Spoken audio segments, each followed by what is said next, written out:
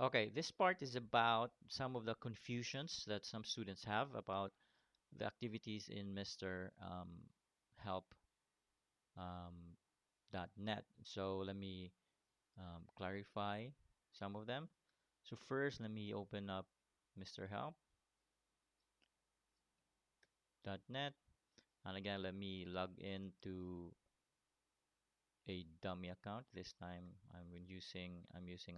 I will be an Einstein student, right? So here, please take note when you view your courses. By the way, if you're an Einstein student, you would be able to see this. But obviously, if you're a student not from Einstein, you would not be able to see this. But here, if you look at your dashboard, you can actually see how many percent you have completed the course, right? And your goal is always to have this as close to 100% as possible. Okay, so how do you do that? Again, you do that by checking these boxes, because these boxes would tell the system that you're already done viewing the material. So study material, you have done that. Reading assignment module 1, you have already read that. Asynchronous session presentation 1, you have seen that. Presentation 2.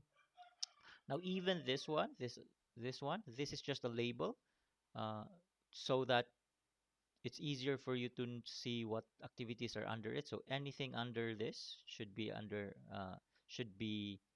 done during session 1.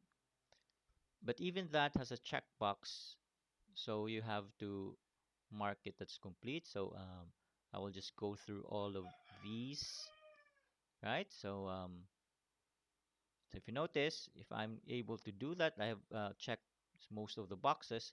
If I go back to my dashboard, right?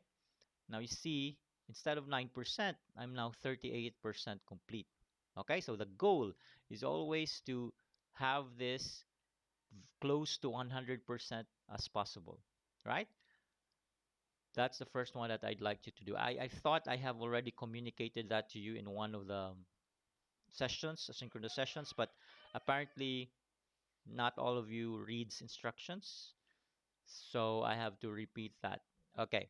Now, another thing that confused some or most of the people, or not really some, but maybe 40%, 30% of the students, was this part.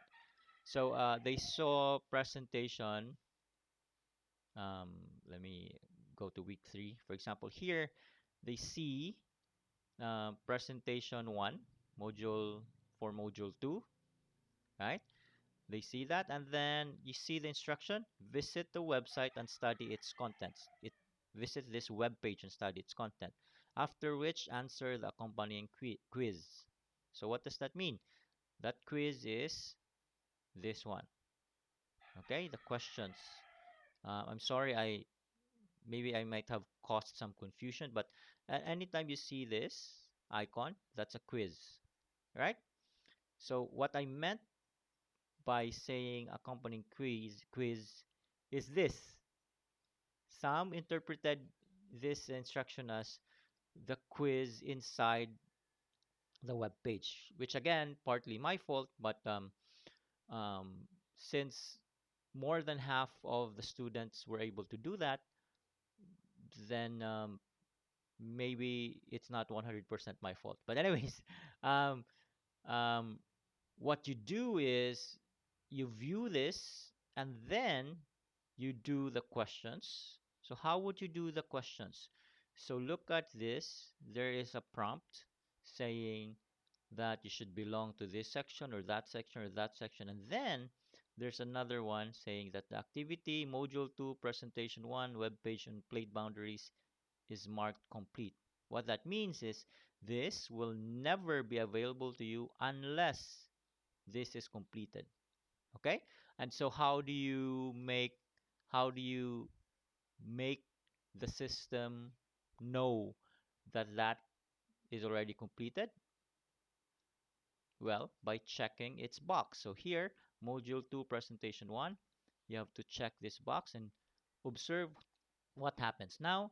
It's not clickable, it's not available, it's not accessible. But once I check this, right, and then you go back to it, that's week 3, all of a sudden it's now accessible. Okay, so um, again, around 30% of the students had some confusions about this. They thought that after some time this will just be accessible, but what you have to do was to make this mark complete so that this becomes accessible. So right now, module 2 presentation 2, the questions for it is also accessible. But if I uncheck this box and I also uncheck this box on the web page, now notice when you go back to that week 3 here, now the questions for module 2 is not accessible anymore. It's not clickable. The same thing with the questions for presentation 2 because you I did not mark this activity as completed. So again, balik ko na ho. Before you can go to this, you have to mark this as complete. Okay? And if you do that now, all of a sudden, the questions will be available for you. You can click on it and you can attempt the quiz. Okay? Now, the quiz, just like before, I would consider them as formative. Therefore, you are not really scored. It's not really recorded according to your scores, but just for your participation. So, um, uh, you can only attempt this once. But on later quizzes, I would set it such that you can have multiple attempts at it. But for now, for this week, for this second week or third week, I was not able to do that, and also for the second week. But in the next coming weeks, I will be trying my best to um, not limit you to one attempt. Okay, so again, recap. You have to mark activities as complete, and there are activities that will not be accessible unless you mark uh,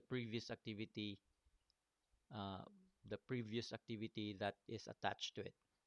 Okay?